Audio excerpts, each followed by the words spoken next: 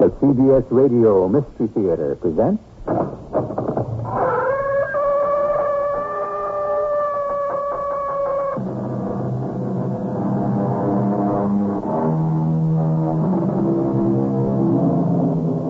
Come in.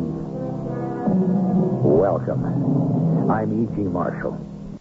The picture of the cowboy, the saloon, the sheriff with his two guns, and the wild and lawless men with the rough exterior and the smooth drawl was reasonably authentic. This is a story about that era. Our mystery drama, The Blue Roan Stallion, was written especially for the Mystery Theater by Ian Martin and stars Tony Roberts. It is sponsored in part by Buick Motor Division and Sign-Off, the sinus medicines. I'll be back shortly with Act One.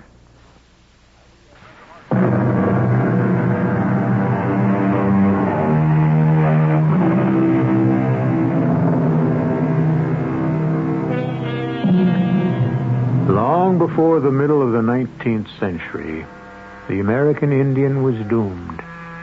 The buffalo that once roamed his vast lands and on whom he depended not only for food, but every other aspect of his life, was being wiped out. Cattle now grazed where once the buffalo roamed, and the land they grazed was no longer Indian land, but the white man's. Cowboys and Indians were natural opponents from their roots. This is the story of one young man who was a part of both, and of a phantom symbol that tied them both to the past. What is it, little buffalo? Something strange, Mother. Beautiful. A blue roan stallion. Silhouetted against the setting sun. He's not one of our horses. Oh, yes, he is. Or was. Not this Cheyenne tribe. If it wasn't getting to be night, I'd try to take out after him and catch him. You never would. Come here, little buck. No, I mean Dan. I'm not ashamed of my Indian name. So you saw the blue stallion? I saw a blue roan. I think it was a stallion. You saw the blue roan stallion. It came for me. Came for you? Let me talk. First of all, the legend. In this Cheyenne tribe, the greatest warrior and counselor of all was... Straight arrow? Oh, no, not your father. Except to me. I meant Lone Gray Buffalo. My father's father. The father of the man I lived with in this tribe until he died. It was Gray Buffalo's horse, and when he died, the great winter of the fever, his horse died too. The legend has it that his stallion gave his life so that he might carry his child across the wide water to the happy hunting grounds. Your father saw him out there by the edge of the aspen the night before he took sick. And the chiefs sent for you. I'm sorry I didn't get here in time to say goodbye. He would have liked that. I'm glad you are here with me at the last. I'm glad I'm here to make sure nobody turned his back on you. Oh, they wouldn't have. I'm accepted now after all these years as one of them.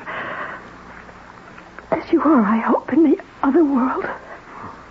Because nobody figures me with blue eyes and red hair for a half-breed. I find it hard to believe sometimes there can be any Cheyenne in me. Was he really my father? Yes, son. And even though I sent you away all those years ago to live outside the tribe, he still remembered you as his favorite son because you were born of our union. I wanted better for you. Better? The Cheyenne are better men than their white brothers. No. They are a dying race. I wanted the future for you. That's why I sent you to your aunt in Abilene. You said in your letters you studied at school. I did, Mother. I did. I can read and write. Oh, go there by the head of the cot and look in the par's flesh. Your father left you one of his treasures there. His Spencer rifle. His most prized possession next to his horse. You may have walked into this camp, but you'll ride out of it. And armed. Not without you. That's what I came back for. No. I shall ride another horse. Listen. He is calling me. Who? The blue Roan Stallion. And seated on his back. To lift me in the arms and sweep me away as he did over 20 years ago. Young and straight in light bronze. The muscles rippling under his skin, the face fierce and proud, and the back straight as the arrow that gave him his name. Yes, straight arrow. I am coming again to share your teepee and your blanket. My love, freely given, never taken, always given, never dying. Only waiting to begin again across the great water. Mother. You have to make me proud of you. And that is more reward than I can ask for. You go quickly over the flat. Yes. There he is. Sitting on the blue stallion. Waiting for me. Look closely. And you will see me. Joy.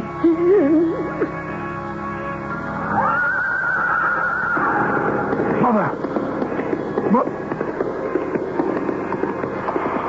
Oh, no. Dead. Last link anywhere. Now I'm alone. And there is no home.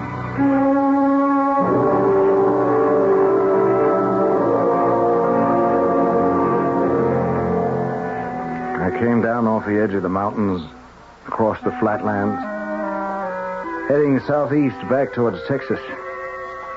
I had a good horse between my legs and a rifle I could drop a prairie dog with at 100 yards. It was summer, and before me I could see a far mile. I'd have never have seen him if it hadn't have been for the vultures. A big, heavy man, well-dressed, lying on his back, fighting to keep his eyes open. A Colt 44 cocked and ready in his lap if one of them came too near. You want to put up your gun? I'll give you some water. Gun is for the buzzards, not you. A drink. I take it kindly. Here. Oh, Lord, hold on. Come at it easy. You'll tie up your belly in knots. Oh, damn fool. I know better. Only when you hanker this hard for a drink, No, that's enough for now. How long you been here? Well, since yesterday afternoon. My horse shied at a rattler. It threw me. Oh, my leg's broken. Oh, my ranch isn't too far from here. And horse, we could make it by nightfall. You're not in any shape to ride. Let's have a look at that leg. It's just below the... Oh, the knee. Yep. Shin bone. Tibia. Hey, what are you? A doc? No, just the son of a school teacher. Here. Oh, what is it, huh? It's a piece of rawhide fringe off my jacket. Fold it up so you can bite on it. What for? I'm going to set that leg of yours, and it's going to hurt. I'll have to use my rifle stock for a splint.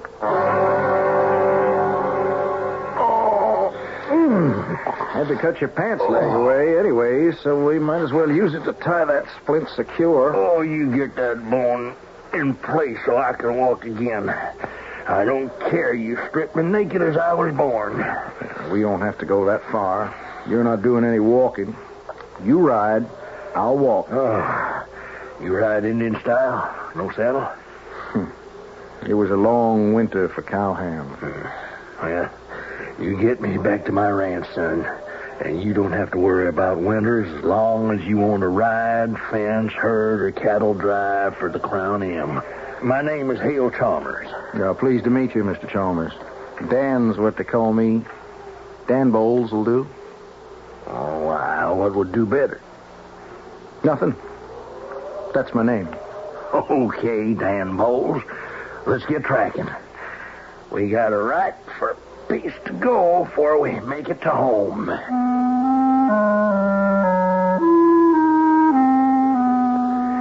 It would have been far, traveling as we were, me on foot and Mr. Chalmers barely supporting himself on Baldy's back, if long before we ever got in sight of the ranch, we hadn't run into all the hands led by the foreman, Mike Patterson, sweeping the range as far north and south as I could see, looking for Mr. Hale.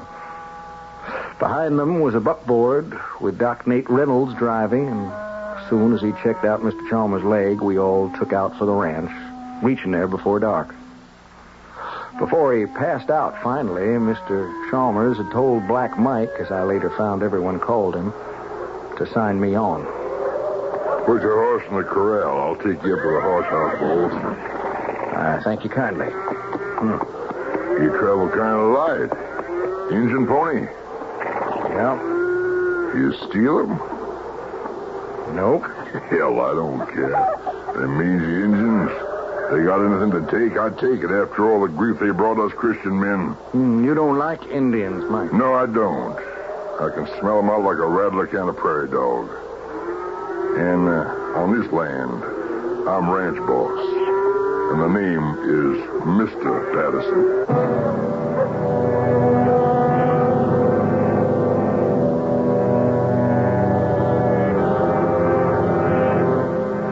So in one day, I'd made a friend and an enemy. A friend I could reckon for sure. The enemy was just seat-of-the-pants hunch. I wasn't that bad in need of a job. I had to work under a ranch boss like him.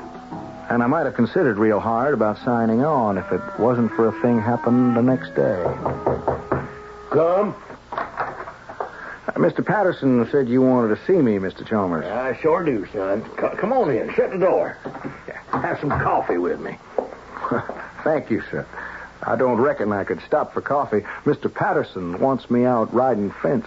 He does, doesn't he? He signed you on like I told him? Well, sir, I ain't rightly signed on yet. I reckon he wanted me to prove out, and I ain't made up my own mind the whole way. Well, forget Black Mike. He's mean, ugly, cuss a lot of ways, but the best ranch boss a man could ask for. Go on, sit down. Pour yourself some coffee. How's the leg this morning? Well, it hurts. Means it's mending good, thanks to you. Got your rifle stock right here. Needs some cleaning. No, I'd rather tend to that myself. Yeah, I figured you would.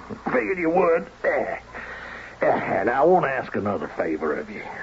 Well, sure, Mr. Chalmers. I guess. Now, come right down to it. I hope you'll consider signing on here.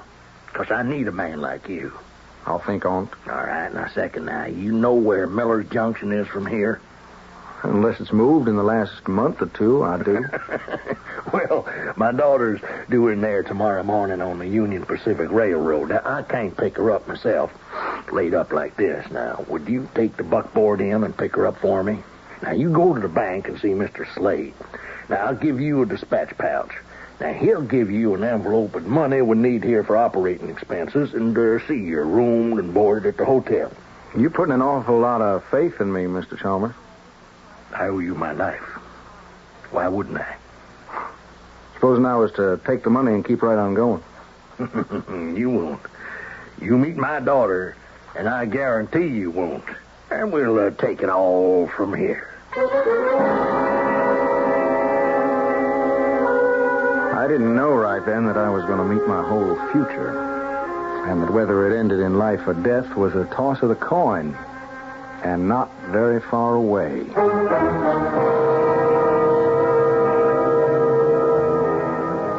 Some curious instinct, perhaps bred from the half of him that came from Indian heritage, faintly struck an alarm bell deep within Dan.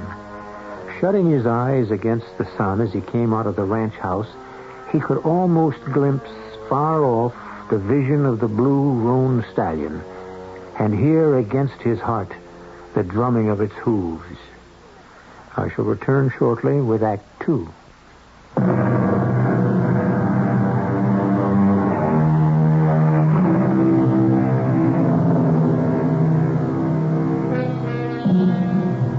Coming events do cast their shadows before them.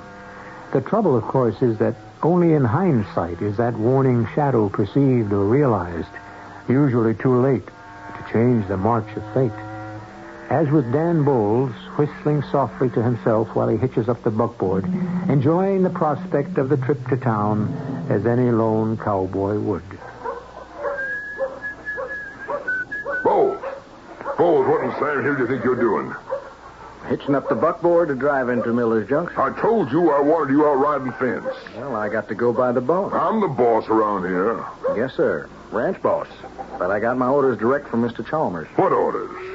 Take the buckboard in to pick up Miss Chalmers tomorrow off the railroad and drive her home. You're not picking up Mercy, I am. Don't you pull out of here till I get back from the main house, or I'll be right on your heels.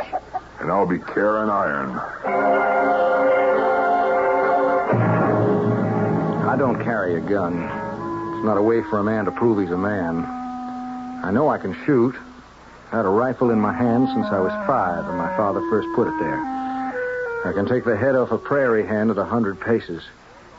So by the time Mike came back, I had my old Spencer lying easy in my hands. But I could see he was in no mood to fight. Bowles, you finished hitching up the buckboard? Yep. I'm ordering you to forget the fences. You climb aboard and head off for town like Mr. Chalmers told you. Yes, sir. But don't you get no big head. You get Miss Mercy back here safe and sound, or you'll answer to me as well as to her father. I reckon I'll do my best. You better. You may be walking tall now, Red, but don't think it won't end with me cutting you down to size. I took a notion the minute I laid eyes on you there wasn't going to be room for both you and me on the same spread.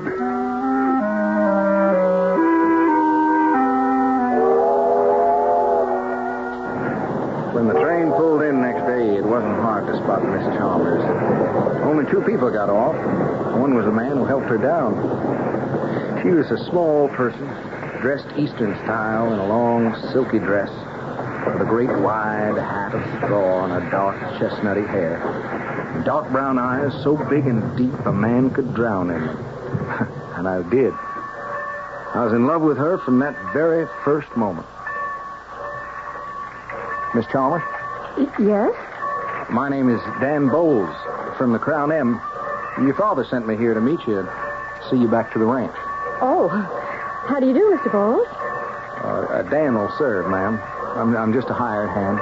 Oh, you must be something more, as Daddy sent you to pick me up. And even if you weren't, we'll stick to Mr. Bowles. He's all right. Daddy's all right, isn't he? Just laid up for a short spell. Why? Seems like his horse stepped in a gopher hole and throwed him. He wasn't hurt bad. Broke his leg is all. But only a shin break. You got some luggage I ought to be picking up. Yes, I do. So then I'll get you settled in the wagon and go fetch it. I reckon I'll just trail your dust for a while. You are headed for quite a roundup.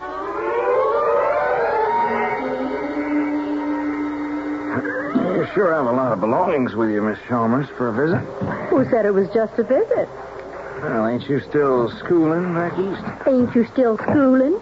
Oh, come on, Mr. Bowles. You can do better than that. When in Rome, you know what they say. Indeed, I do. Do as the Romans do. But do you know who said it? I believe it was St. Ambrose in reply to St. Augustine. Which ain't going to interest nobody too much west of the Missouri.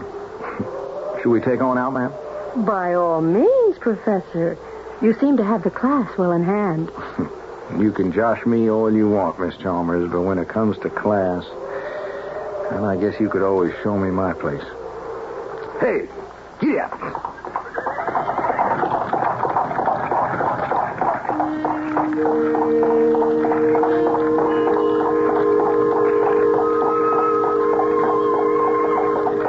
took the stock off of your rifle and made a splint for my daddy's leg. Well, you know the prairie, Miss Mercy. There ain't much else at hand. Hey, now you know better than that. Doesn't just seem to fit the surroundings. Well, there's nothing to be ashamed of in education, I hope. You're right. But it does irritate a lot of folks who never had a chance at it. Oh, you've been finding that out at the ranch? Maybe. Not my father, certainly. I wouldn't think so. Mike Patterson, I bet. I didn't say so. You wouldn't have to. How come my daddy didn't send him to pick me up when he couldn't come himself? And I reckon you'll have to ask him that. I just reckon I will have to do that. I'll bet Mike was fit to be tied. You and he have an understanding? Now that's better. Proper use of the subjunctive case, not you and him. I said my mother was a school teacher. Did she bring you up? Sort of. I got most of my schooling in St. Louis. To be a cowhand? Oh, that came after I graduated. I went south and did a heap of wrangling. And then I went for cattle drives. With your education, what made you choose that kind of life? Oh, but it was a way to come northwest to see my mom. And? A way of life, I guess. Gets bred into the bones and the blood. I love this country. I got my roots in it. And I'm a cattleman at heart. Hard to explain. Not to me. Why do you think I brought all this baggage with me? Just for a visit? I wouldn't know. This ain't no visit, Dan. I'm back home where I belong. To stay. Of course, she wasn't looking at me when she said that, but out across the flatlands to the mountains where the red was beginning to turn purple as the sun dipped low. But my heart gave a leap like it does when you hook some old trout, and I knew the first moment I got back I was going to sign on at the Crown M, in spite of Black Mike and the trouble I knew had to come between us sooner or later. Mercy. Oh, Mercy, it's good to see you again. Mike, nice to see you. Here, let me help you down. Thank you. Hey, you, Dan. Here, you can take the rig to the back door to offload it. We won't need you. Marcy! Oh, come on and let me see you. Give me a hug. You all right? Oh, honey, never better except for this temporary game leg. Daddy. Oh, don't knock me off my pin. Oh, it's so good to see you. It's so good to be home. All right, boy. Let's get that buck wagon moving. Hey, hold it, Mike. Hold it now. You can take the wagon. Dan and me have got some business. You, brought what I asked, Dan? I did, sir. Right in the saddlebag beside me. Yeah, bring it in, then. Whatever you say, Mr. Chalmers. All right, Mr. Toady. You won't be walking high and mighty long. Yeah, so now, how do you like the better half of the Chalmers family, Dan? Miss Mercy's a mighty fine lady. If you're going to sign him on, Daddy, I think it ought to be his butler. Well, don't you run down Dan Bowles, honey. I owe him my life, and according to Doc Reynolds, the fact that I'll be able to walk again. Oh, I wouldn't dream of running him down. He's too good at doing that for himself. Well, I'm going upstairs to freshen up. Could someone bring me my bag? Just as soon as Mike gets him off the wagon, I'll have the houseboy bring him up to you. I won't be long. Oh, yeah, she's caution. But it's good to see her home. Come on in my office, son. We'll get that money in the safe. Yeah, well, it's all here. Oh, I hope so. You don't think I'd be siphoning any off on you? Well, I told you to buy yourself some gear. Now, I see at least you got some new clothes. Oh, sure. I also picked up a saddle and such, but I used my own money. Okay. That's as you please. I still got some money laid by. You going to sign on with me? And I'm not right sure I should. Why? Well, one good reason. Your ranch boss and me, we don't hit it off so good. Yeah, well, for all his drawbacks, he's the best I ever had. Anything wrong, Mr. Chalmers? No. Just a twinge in my leg. Now, where were we? About my signing on. Yeah. Well, it isn't only what you did for me, but I'll tell you square out. Now, I took a liking to you from the first. And right at this time in my life, I don't know how to put it except I need you, Dan. Now, with Mercy home and determined to stay, she's just as taken by you as I am. I can tell. Well, I can't lay it out much plainer. I hope you'll stay, at least a while. I reckon you don't have to twist my arm, Mr. Chalmers. Oh, my damn, son, that lifts a heap off of my mind. While you was throwing your money around, you pick up a gun to carry on your hip, No, sir. Well, I got no choice, son. I have to warn you against Black Mike. He might call you out. You ought to be ready. I'm ready, sir. But not with a gun. Never with a gun. A gun is to live by, not to die by.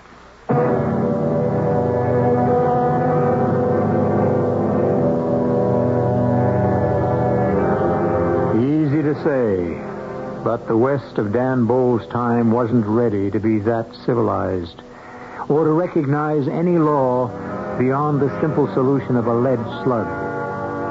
Dan Bowles is a man of principle, however, and his principles are to lead him into such dangerous traps that may sign his death warrant not once, but twice.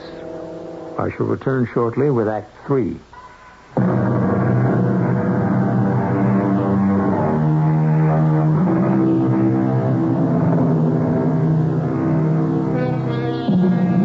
As the hot summer passed on, no threat of the violent events to come showed.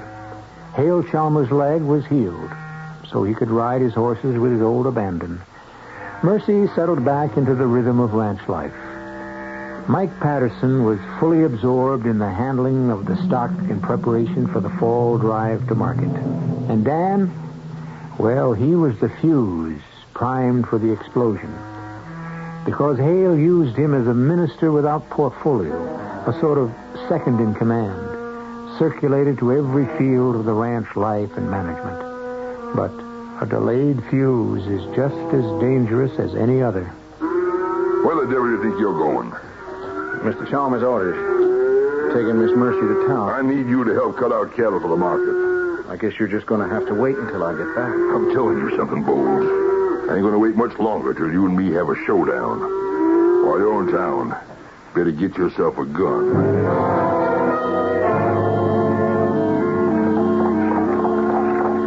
I feel right at home on the range.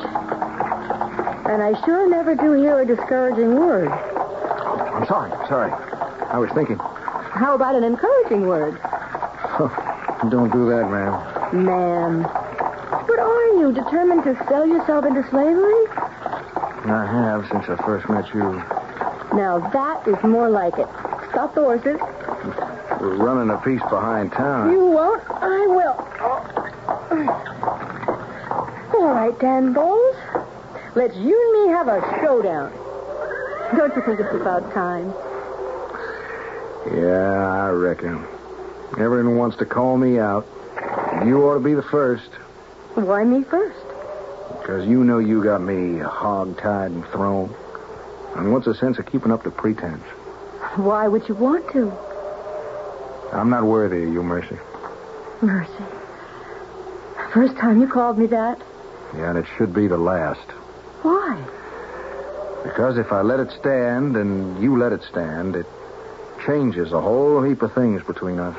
It doesn't change a thing, Dan Bowles. It just gets it out in the open. And about time. I am just not going to wait around any longer, and if you can't speak up for yourself, I will. I know you love me. Why don't you do something about it? Mercy, you don't understand. I don't want to understand. I just want you to tell me that you do. It seems like I don't have to. Well, you better. You kept me waiting long enough. Oh, darling. Wee. Oh, better get on into town fast and round up that license. I may be a mite forward, but I still want to stay a decent woman. The old buckboard was skimming over air.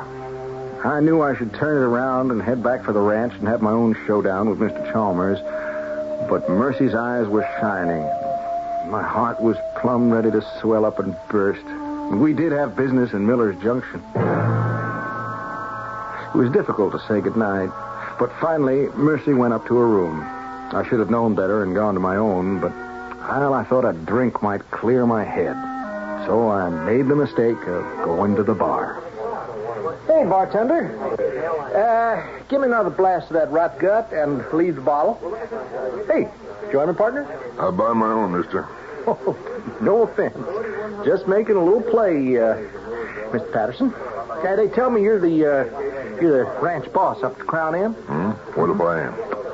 Well, since you just rode in, I thought you might be looking to sign on some hands for the fall drive. Ooh, I'm ready, willing and able. Well, you got a horse and gear? Sure. Where'd you ride last? Up Oregon way. You know, lazy kid. Hey, wait a minute. You want the word on me when you look at who just walked in? Well, boy, if it ain't old Red Injun himself. Hey, Dan, old partner. It's Bake Quiddy off the Lazy Q. Hey, Bay. Great to see you. What you doing up this way? Well, I run a drive up to Chisholm and was on my way home. Oh, boy, it is good to see you, Injun Dan. Hey, you could put a word in for me with the boss here, maybe, huh? Injun Dan, huh? That's your usual nickname? Some places. How come? My father was a Cheyenne. I knew it. I knew it. I could smell it the first time we met. A half-breed. Hey, now, wait a minute. Don't be so fast, Whitby. If you're looking for a job, don't mess between us. Going to ride out to Crown Inn tomorrow? I think I can promise you one. Sure looks mighty definite there's going to be an opening. Hey, Dan. Dan, I see something wrong? Oh, it's nothing more than I should have said long before this. Bake, you got to help me out. Just ask. I want to borrow your horse and get back to the ranch. And I want to ask you to escort a lady out to the Crown M tomorrow by buckboard.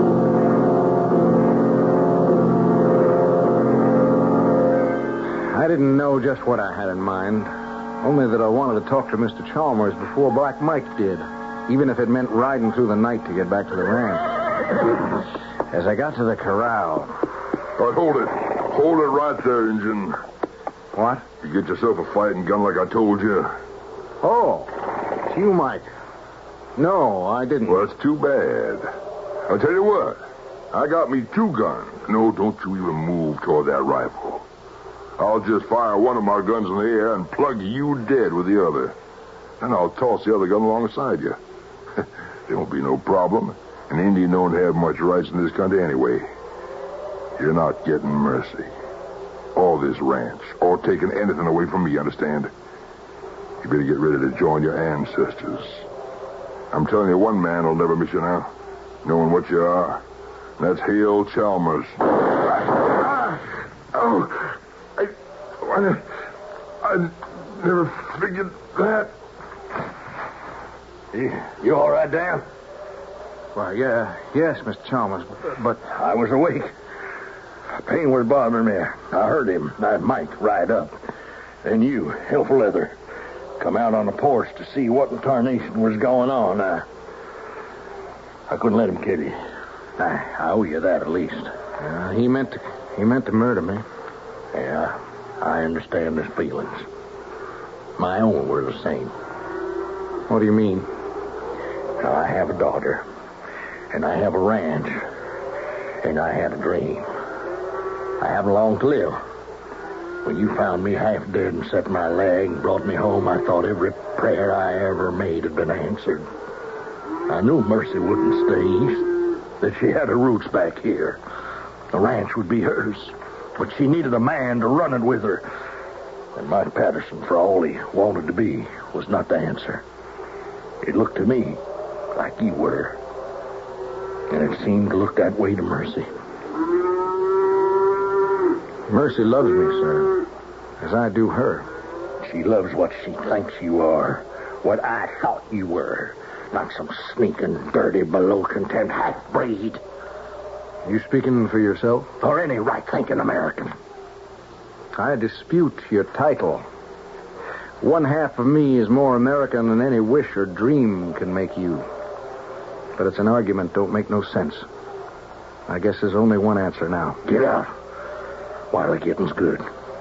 Not for your sake, but for Mercy's sake. Where's my daughter? I left a friend of mine to escort her home. Don't worry.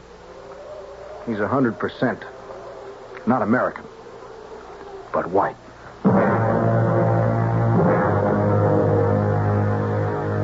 I couldn't just walk out of Mercy's life without at least an explanation. So, riding my own horse and with Bakes on trail, I headed back for town. I was less than halfway there when I met them. The old buckboard swaying and lumbering as Bakes drove the horses full out. Whoa there, boy. Now hold up. Darling, are you all right? I'm okay. Oh, I thought you and Black Mike had tangled. Oh, Dan, I was afraid you might be dead. No, not me. Mike? Your father shot him to save my life. Oh, darling. I never seen a man so stubborn in my life. Now, why don't you pack a gun? Why don't you take your horse and ride on to the ranch, Bakes? There'll be more than one place for you there now. But Miss Chalmers... Dan can see me home safe. Or, Mercy knows her own way. Well, as you say. Dan, if what I said last night had... Forget it, Bake. It had to come out. I should have made it clear long since. Well, I just hope I didn't cause no trouble. Well, I guess you know the truth by now. You mean the awful truth? Well, that depends on the point of view. Well, my point of view is yours. Yeah, but not your father's. He has no right to think as he does. I love him, but he's wrong.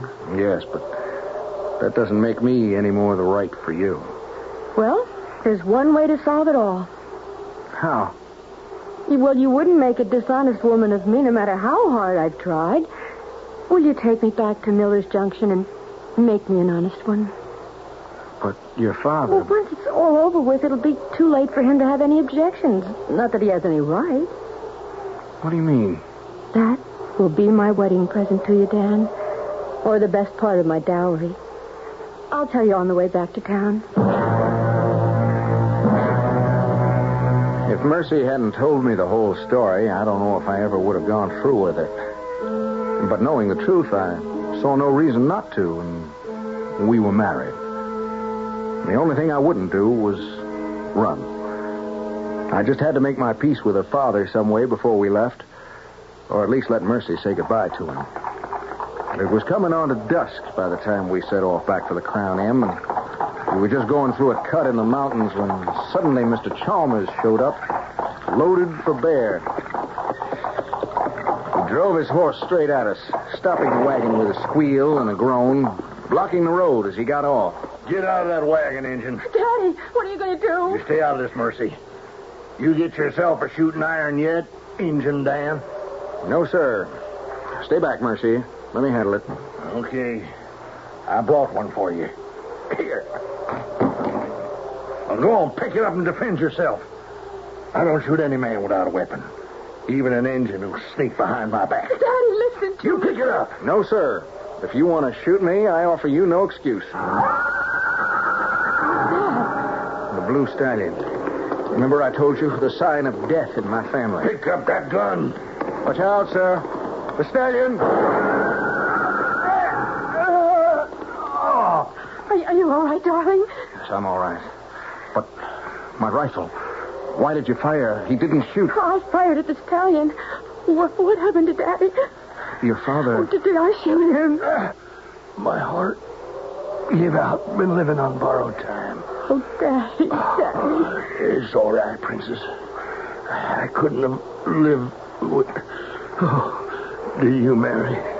Yes. Oh, there's something I have to tell you. Why? Daddy, I've known for years. Ever since Mother died. What does it matter? I loved you just the same, and I never knew him. You were all the father I ever wanted. But I am not ashamed of my Indian blood. You've got to understand. I loved her. It wasn't her fault. She was taken against her will. I was proud to marry her, to give her child, but to give you her name. Dan? Yes, sir. I shouldn't have tried to put one man's guilt on all your race. Forgive me. What's that? The blue Roan Stallion. Take care of the ranch. The crown him mercy. Don't worry about me. You'll carry me to rest.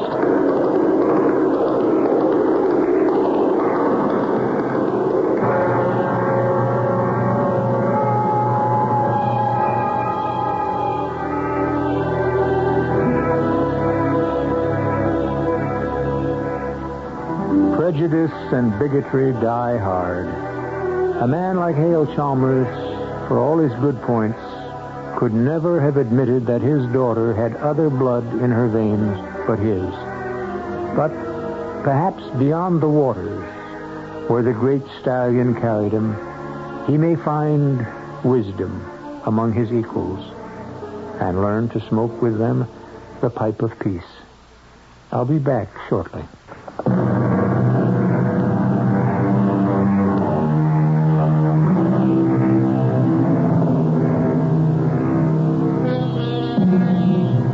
We're celebrating a bicentennial.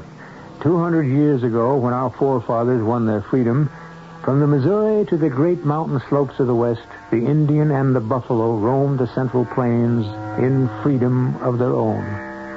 Today, both Indian and the animal he depended on for his life are almost extinct. Neither buffalo nor his hunter were able to adapt to a changing way of life. And yet, life is a constant change and challenge. Let's hope our America will continue, as it always has, to meet both challenge and change. Our cast included Tony Roberts, Rosemary Rice, Earl Hammond, and Joe Silver. The entire production was under the direction of Himan Brown. Radio Mystery Theater was sponsored in part by True Value Hardware Stores. This is E.G. Marshall inviting you to return to our Mystery Theater for another adventure in the macabre. Until next time, pleasant dreams.